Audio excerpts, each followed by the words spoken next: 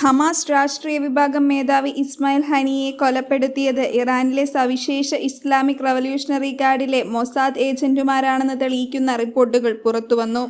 ഹനിയുടെ കൊലപാതകത്തിനു പിന്നിൽ ഇറാൻ സൈന്യത്തിലെ മൊസാദ് ഏജന്റുമാരെന്ന ആരോപണം നേരത്തെ തന്നെ ഉയർന്നിരുന്നു. ഇതിനിടെയാണ് റിപ്പോർട്ട് പുറത്തുവന്നിരിക്കുന്നത്. ഈ വാർത്തയെ തുടർന്ന് ഇറാനിൽ പുതുതായി തിരഞ്ഞെടുക്കപ്പെട്ട പ്രസിഡന്റ് മസൂദ് പെസസ്കിയാനും ഇസ്രായേലിന് പുറത്തുള്ള republic of Azerbaijan, Iraqi Kurdistan തുടങ്ങിയ സമീപ പ്രദേശങ്ങളിൽ സ്ഥിതി ചെയ്യുന്ന മൊസാദ് താവളങ്ങളിൽ ആക്രമണം നടത്താൻ ആഹ്വാനം ചെയ്തിരിക്കുകയാണ്. ഇറാൻ തലസ്ഥാനമായ തെഹ്റാനിലെ അതീവ സുരക്ഷയിലുള്ള പ്രസിഡന്റിന്റെ ഓഫീസ് ഉപയോഗിക്കുന്ന സഅബാദ് പാലസിലുള്ള കെട്ടിടത്തിൽ വെച്ചാണ് ഹനിയ കൊല്ലപ്പെട്ടത്. രാജ്യത്തിന്റെ ഔദ്യോഗിക അതിഥിയായതിനാലാണ് ഹനിയെ ഇവിടെ കഴിഞ്ഞത്.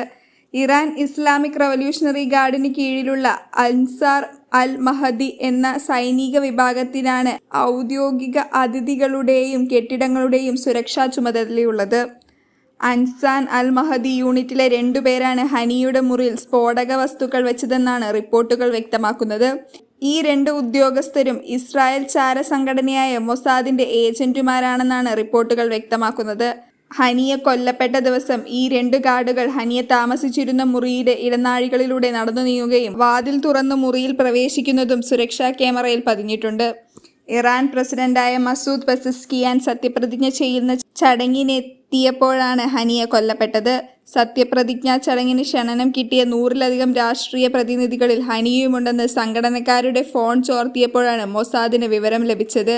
ഹനിയ ക്ഷണം സ്വീകരിച്ചെന്നറിഞ്ഞതോടെ അദ്ദേഹത്തെ കൊലപ്പെടുത്താനുള്ള പദ്ധതികൾ തയ്യാറായി. ഇതിനായി ഇറാൻ റവല്യൂഷണറി ഗാർഡിലെ തങ്ങളുടെ ഏജന്റുമാരെ മൊസാദ് സമീപിക്കുകയും ചെയ്തുവെന്ന് റിപ്പോർട്ടിലുണ്ട്. ഈ പശ്ചാത്തലത്തിലാണ് മൊസാദ് താവളത്തിൽ ആക്രമണം നടത്താൻ ഇറാൻ പ്രസിഡന്റ് മസൂദ് പെസസ്കിയാൻ ആഹ്വാനം ചെയ്തത്.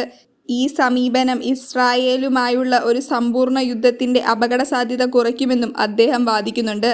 ഇസ്രായേലിനെതിരായ നേരിട്ടുള്ള ആക്രമണം ഗുരുതരമായ പ്രത്യാഘാതങ്ങളുണ്ടാക്കുമെന്നും പെസസ്കിയാൻ ഭയപ്പെടുന്നുണ്ട്.